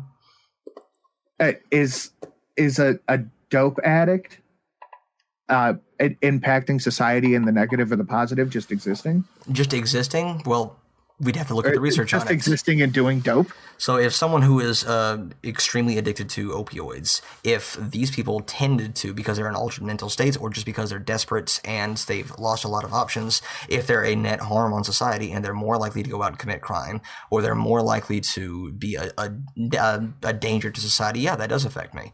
I would like you to not do that. I would like to not issue punitive measures at you, but more rehabilitative measures to help you so that it helps society as a whole. Well, there are rehabilitative measures for these people. They just choose not to take them for whatever reason. They just choose not to. Yeah, I mean, I guess we can't force them to do that unless you throw them in jail and make them. So that's a really complicated issue outside of this. But it just the reason we brought it up that I care very much about what other people do with their bodies because I want the most people to be the happiest we can be. I guess that's where you and I will differ. Because I really don't give a shit what another grown adult does. I don't care if a woman enters a men's competition and loses terribly, or if a man enters a women's competition and blows them out of the water. I'll laugh at it, but I don't give a shit. Like I'm not gonna lobby for stuff to make that not happen. Anything short of a transgender league. Do you think that maybe the content you create, though, could lead to that reasonably?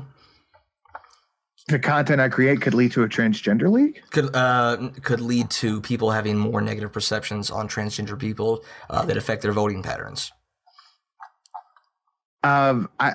Okay, can you reword that a different way or repeat it? Because I think you lost me when you got to voting patterns. So do you think that the content you create could reasonably lead to people who watch your content having a negative view of trans people and then taking that negative view and enacting some sort of change upon it? whether it's through voting or advocacy or something of that nature. I'm not saying that you would be personally responsible for it. I'm just saying that you think that's a reasonable outcome based on the content you create. No, because I don't really advocate for anything. I just make fun of stupid shit I see on the internet. Well, yeah, but people listen to it, and I think to a certain degree you would like to change people's minds, right? I want them to hear what I have to say. If they change their mind, that's on them. I don't go out there every day in the mindset that I'm going to make people feel differently.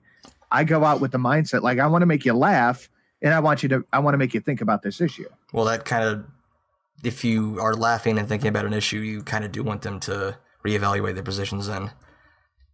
Like I very much want people to change their minds. I very much want to change people's minds with my content. It's the goal I actually set out to do. I wanted to create content with a ton of sources that is well reasoned and engaging and entertaining and funny when it needs to be, in order to make people pay attention and hopefully change their minds if they didn't already agree with me. That's the goal I set out from the get-go. That's a very noble goal, and I hope you achieve it, honestly. But I think that Super Chat from Wow Pow sums it up perfectly. I don't dislike trans people. I dislike stupid ideas. And the idea that you can transition a kid from the age of 12 is very, very dangerous, in my opinion. It's irresponsible. I love that he has these opinions, but all the research says otherwise. So if you hate stupid ideas, you should really look at what the research says to make sure you don't have one. I'm not trying to be overly combative. I'm sorry. I could be more overly combative. Is it a more entertaining stream if I am? Maybe. I think Bloodsports was a thing for a little bit. All right, let's see what when my microphone peaks out. Ah! Yeah, that didn't sound great. Okay, cool. All right, so I'll just keep it below that, and we'll keep the screams below that. It's not just about research. It's about countering the ideas that they have. Like, you can research something till the cows come home, but if then you got to stop because you got to deal with the cows. Yeah, but if you're basing it all on social science stuff, you're on a shaky ground to start out with, you know? Well, oddly enough, I did a video on social sciences too, and yeah, they're not as objective as more hard sciences, more physical sciences, but they do have their own research methods. They do have peer review. They are replicatable in most instances. Peer review is kind of fucking bogus now, anyway. Well, it's the best we got. Yeah, if you don't like peer review and you are like skeptical of a journal, that's actually good. There are a lot of shitty journals out there. Try looking at the journal's impact factor. It's the best we got right now, unfortunately, but impact factor is going to tell you how many times articles from a certain journal have been cited in other journals. And aside from peer review, a step above that, it's the best we got right now, unfortunately. So I guess one of my favorite research things that have come out recently is the quote unquote alternative influencer network. You know what I mean? Uh-huh. Have you heard of that? Yep. Do you think that's a well thought out research paper, or do you think that's someone who just wrote some shit down that thought it looked good? I think that was this published in a journal? So alternative influencer network. Okay, first. I think it was just published for a news scholarly thing. Articles for. No, let's see. Yeah, if it was just published for a news, like a journal or a magazine or something like that, not a journal, but if it's just published for a magazine, I'm fine with that. Like, if it's not published in a journal, regardless of whether or not it agrees with me, I'm not going to take it seriously. I think it's interesting to think about, but in terms of like saying it as fact, no, I wouldn't do that. But just saying that it's a journal kind of gives it some sort of authoritative thing, don't you think? Saying it is a journal, it is in general. Or saying it's a study. I'm sorry. Saying it's a study. Well, is it a study though? It's a report. Rebecca Lewis. Well, it's a report, not a study. So that's the big red flag for me. I've have heard of it a little bit, and I've seen a little bit. I don't think it's this would. I don't think this would pass muster in an actual legitimate scientific journal. But it's being pushed around by tons of news sources. Well, yeah. I think CNN used that at one point. Well, yeah. I mean, it doesn't mean it's completely devoid. I think it's interesting to talk about. I just wouldn't refer to it as fact. Like, for example, they'll bring on people who write books about things, and they'll bring on them to talk about topics, and I think that's fine, as long as like this isn't a peer-reviewed piece of work. It hasn't been confirmed. We shouldn't view it as 100% fact, but that doesn't mean it's 100% fiction, and it's interesting to talk about. So even though, go ahead. Can you type something in my chat real quick? In your chat? I'm gonna give you a wrench so you can put your channel link in there. Oh. In a minute. Like in your chat on your YouTube channel? Yeah. Shit. Now I gotta go find it. Okay. Well, I put your. Hold on. Yeah. I'm gonna go through the super chats right now. Logic guy. I read that one. Jared Hart Norris for 10 says, so I wake up tomorrow and decide that I'm trans. I lived 30 years as a lie. Now I've decided to enter a women's league. Can I just say I'm a woman and compete against women? I just need this for research. Nope. No, in order to, if you have gone through puberty, in order to compete against cis people of your identified gender, I believe most organizations say you have to go 1 to 2 years of hormone replacement therapy and have your hormone levels monitored. So if he decides to do that, I support him 100%, or I guess her after that, and I will support them 100%. But in terms of competing with people, no, you have to go through the proper channels, and I don't think that's unfair. And I don't think any trans people would say that that's not that's an undue process that they should. I don't think any trans people would disagree with that either. LSP says, haha, you gave Sinatra money, loser, after he gives me $5. Yeah. Ragnock Alfbert for 20, thank you so much. He needs to understand that this is the start. Like, the court precedent views on the issues will be built from these first anecdotal cases as an excuse, and the main issue will be leapfrogged instead of being properly examined. I think that's a good point. I think it's a really boring point. I don't really care about slippery slope arguments. Like, it could, it might not. Like, you got to build that bridge for me. Also, this isn't on your main channel, is it? I don't see it. No, this is on my stream channel. I got a fucking copyright strike. Oh, I'm sorry. Here, I'll put the link to the chat in the Hangout chat. Yes, thank you. There we go. Ranting Monkey just put something interesting. How much of the psychology literature is wrong? I would assume a lot of it, because a lot of the stuff that they put in psychology gets pushed over. Mm-hmm. I mean, that's the system. I mean, that's the system functioning like it should, right? Like, people put out something, their methods are addressed, their results are questioned, their data analysis are reviewed, and people find faults with it and then correct them. Fucking shut up, Dryer! Yeah. Get your fucking clothes. Oh my God. He's such a shitty Dryer. But that's the system functioning like it should. Like, you should never rely on one study to completely base your opinions off of. It should be a multitude of studies. That's why I said, so from that transgender runner study earlier, that's why I really preface it. It's just one study. So I wouldn't make any super broad affirmative claims based on just that one study. So that's the system functioning like it should.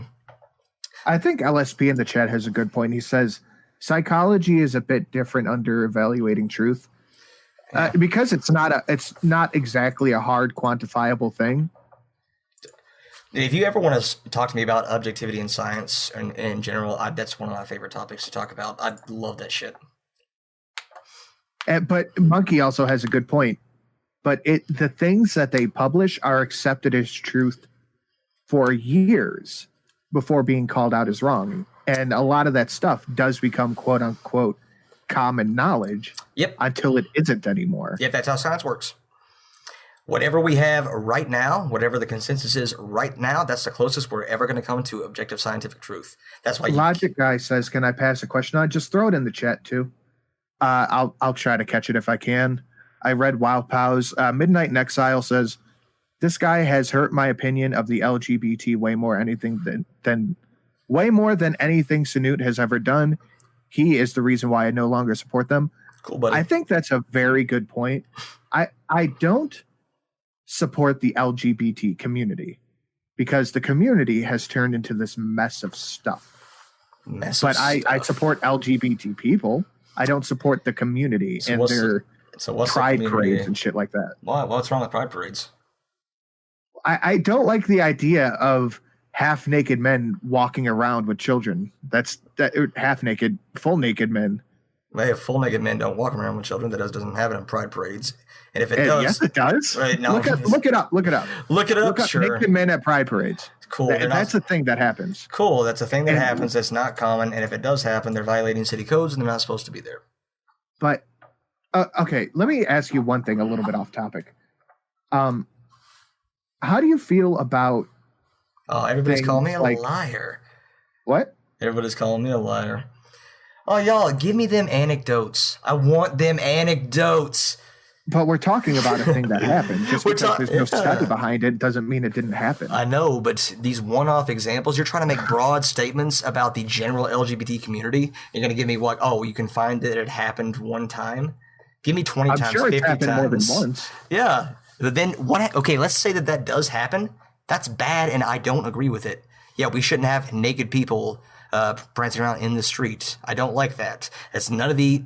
So does that mean that the idea of a pride parade is bad? Build me... I'm a dumb SJW, guys. Build me them bridges. Build me them logical steps you can take from because a naked guy was around a kid at a pride parade, which is bad. That means that the entire pride movement or the entire idea of pride parades or the entire LGBT community in general is wrong and should be taken out. Give me that bridge, guys. I want it. Give me that. I'll tell you why I don't like the LGBT community. It's because they went from doing something that's this is empowering. This is you becoming you to do what I say or else, motherfucker. The gay cartel is a very strong cartel. You know that. I wish it was stronger, man, because I'm not feeling it. Like, tell me how. Where can I find them? Are you ever discriminated against in your life because you're gay? Half my family disowned me for being gay, so yeah. So, what? I thought you didn't like anecdotes. Are you discriminated against? You asked me just now what my experience was. No, I don't. So half your family disowned you, right? Yeah. Well, why do you care if they don't accept you? I don't give a shit about them. But I'm saying it happened. Half my I'm not going to speak to half my family ever again. And the reason I don't care is because they did that. And you think the LGBT community is going to become your new family? No. I think that I generally support LGBT causes. And as much as we can be a community, I like hanging out with people occasionally that share this certain thing with me. That doesn't mean that I'm always hanging out with them, or that's my only identity, or that's the only thing I do. But yeah, I'm a part of the LGBT community. I think I'm a good part of it. I think I think rationally, and I'm good at studies, and I'm good at research. And I think I'm a pretty likable person who just looks fucking hot as hell on camera. So, they become a movement of shaming anybody who isn't a straight white male, or anyone who is a straight white male. Why do you think they added black and brown to the flag?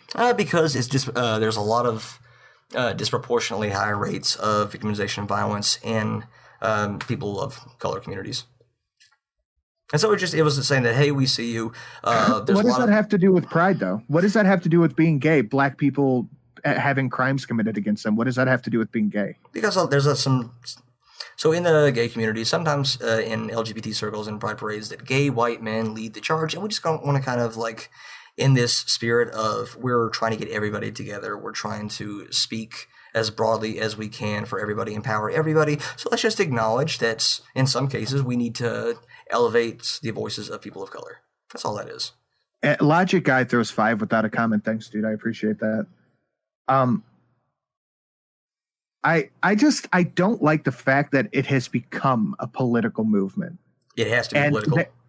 It does? Yes. I would disagree with you on that one. Really? Why? There's plenty of gay right-wingers who are part of the LGBT quote-unquote community but aren't part of the community. So you can't see me, but I'm holding up my wedding ring right now. Oh, let me fucking pull your thing up. One second. No, I'm telling you so you don't have to.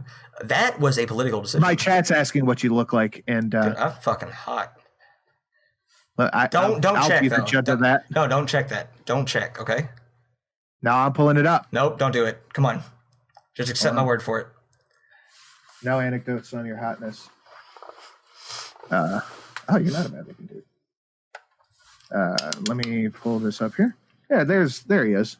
Wave to the camera and it'll come through on the delay. Did you set that as your background? Oh, that's my desktop. Yep. See, there he is. I played around with OBS. I got my green screen working. I think Irate Bear might try to rape you, to be honest. Wait. I see Irate Bear. Am I the Irate Bear? No, he's the Irate Bear. I think he's going to try to rape you. Oh, that's fine. But I'm also an Irate Bear, so. Ranting Monkey says if I was gay, I would date him. He's a good-looking dude. Oh, well, thank you, Ranting Monkey. Fox throws $3 to say the hormone therapy is not always reversible, and it can permanently harm the reproductive system. Can a child really decide if they want kids or not on their own in their entire life? I would press X to doubt. I've done a face reveal. I would say that children at that age couldn't decide a lifelong thing like that. Because I thought I never wanted to have kids up until my girl got pregnant, and I was like, oh, nice. Well, there's a ton of reasons that they go into this. So they evaluate. No one goes into this blind. So as best as they can, they're going to make sure these kids know everything about the process. They're going to make sure the parents know everything about the process. And they're only going to go forward with this if it's their best possible decision that they can make. If it is going to reduce their overall risk of harm, if it is going to impact their mental health the best. We also have to think that, I can't have kids. Well, at least with my husband, no matter how hard we try. So, but if one of you were a trans man, you could have kids. Maybe. Yeah, I mean, just like you said, it can be complicated there. But, I mean, there's other methods, so we're going to adopt. So there's other methods of having kids. And it's... Are you going to adopt a little kid of color? Be full virtue? I'm going to go, so do you ever sing 30 Rock? No, I don't watch it. Yeah, the end of that, I'm just going to adopt a version of the two people that cause my life the most stress. I'm going to adopt like an 8 and 9-year-old version of them. You're going to adopt an 8-year-old? It's a reference to 30 Rock. Oh, okay, yeah, I don't get it. Sir Pow Throws 2 says, ask him if he would fuck a tranny. I do a show 3 times a week with someone who would fuck a tranny. I'm not going to... Hey, now, you can call me anything you want. You can say whatever horrible shit about me. Do not insult 30 Rock. That's where I draw the line. That's where my SJW sensors just go out the window. So would I fuck a transgender man, which is what I'm going to call it? Yeah. I mean, I'm married, so no. But theoretically, yes. No, but yes. Okay. Damn it. There's more stuff I wanted to get into. Shit. We can do this again later if you want to. Yeah, we are almost at 6 o'clock. Yeah, we're at 2 hours in. There's some Game of Thrones to watch. Chad, if you want to throw some stuff in there, if you have some questions, I know Logic Guy wanted to ask something. I must not have caught it, but if you want to put your stuff in there, I have no idea what that is. Foreign for $5 of foreign currency says, this is one hell of a civilized conversation between two opposing sides. Lots of respect to both of you. That's how it should be done. Thanks, faggots. You're welcome. Thank you. Thanks. Appreciate it. Does he believe kids should get a say in how they're raised and how much weight they should be given the option? That's a good one. That's tough. Like, raising kids is really, really tough. I don't think they should have no say. I don't think anybody would argue that they should have no say in how they're raised. But I don't think a kid should be a fat fucking monster, though. That's unhealthy. Well, yeah, but then we get back to what's the healthiest for the kid, and so. Sinatra, what don't you like about the AIN report, Alternative Influencer Network? I assume you mean. It's just terribly done, and tries to link YouTubers that have nothing to do with each other to each other just because they were both on the same show at different times. That's I think Destiny's on there quite a bit too. So like he's going to be he was on a stream with you and then like 5 right-wing people. So he's just on there. And if you're not, so stuff like that. It was just poorly put together. Wow, Pal for 2. Much love, Sanute. You're one of my favorites. Thanks, man. I really appreciate hearing that. Sanute. Yeah, that's what people call me. Yeah, I need a cool name. Libertarian. That was me. But would use the government to tell kids what their diet should be. I'm not Michelle Obama. I'm not going to try to dietarily dictate what kids do. I just think that if you can help it, you shouldn't make your kid a fat fuck. Ranting Monkey says, I'd say kids get no say. I might give them the appearance of choice, but they're kids. They're morons. That's true, too. Yeah, but adults are morons, too. That's also true. So yeah, but kids are exponentially dumber. Yeah. Like, we got morons leading morons. I think a kid should have a say in how they're raised, too. Well, that kind of. I mean, that's really vacuous and like a topic for another day. Like, what is a say? What does that mean? How big should it be? All that cool stuff. So, like, nice. I ask my kids what they want for dinner, but if it's not what I'm making, it doesn't matter. Yeah, we can also say like, what do you want to do this weekend? And stuff like that. And yeah, if they say, well, let's go on a pirate ship and fly to the moon, we can try to make that happen, but we can also go within the realm of possibilities. But like. In how they're raised, like if your kid wants to do music, if they want to go join bands, are you going to not let them because they have no say, or is that going to factor into your decision to get them an instrument? So stuff like that. And if they say, I hate wearing boys' clothes. I hate it. I hate it every second of it. And I know, so I have boy parts, but I hate wearing boys' clothes. I hate it when people call me a boy. I really want to be a girl. Like, I think that you should listen to that. And the research backs me up on that. Well, I think that's fine. I mean, I don't care if that's what you choose to do, but I think putting a kid on hormones at such a young age it can't be good for their body. I don't know if we have hard-hitting, down-to-earth research on giving an 8-year-old hormones, but it can't be good for the kid long-term. Ooh, that's a cold draft. Holy shit. Cold? Yeah, it must be getting ready to storm. Like, oh yeah. C. Thomas says, "I'll say SJW debates did better at arguing his side than Sinatra. Sorry, Sanute, and always good here. Have a civil discourse." Yeah, he definitely got me on some stuff, but he's still an idiot. Well, yeah, we knew that going in though. What? We knew that going in though. Yeah, we get no debate from here. Those are just facts.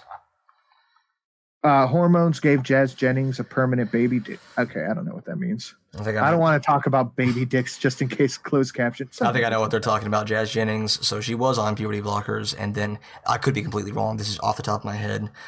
She was on puberty blockers, and that made her sex reassignment surgery more difficult, but it still ended up as a success. So I don't even know who Jazz Jennings is. Well, let's see. Well, we should probably wrap it up, but let me just Google this. If someone is, that's just off the top of my head. I might be completely wrong, thinking about someone else.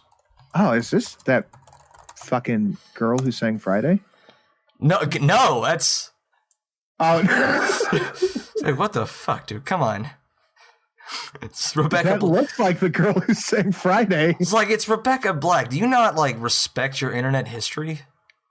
Apparently not. I guess not. God. Yeah. Yeah, everyone's correcting me. That's Rebecca Black. This fucking looks like Rebecca Black. Let me pull it up. This looks like Rebecca Black. Look at that. Let's see. Oh yeah, I think I pulled this up before. Yeah, if I remember this correctly.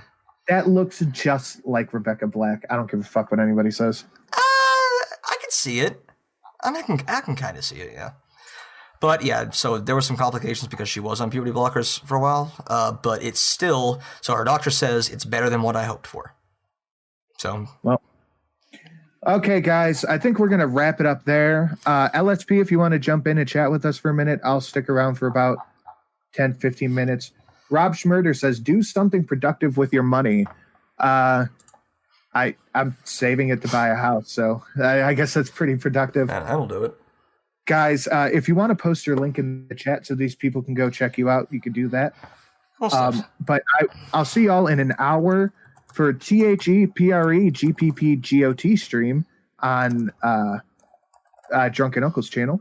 We'll see you over there. Get ready for the series finale of Game of Thrones, guys. Have a wonderful evening. Thank you to Justin for having a conversation. Oh, there you are. Let me throw a wrench on you.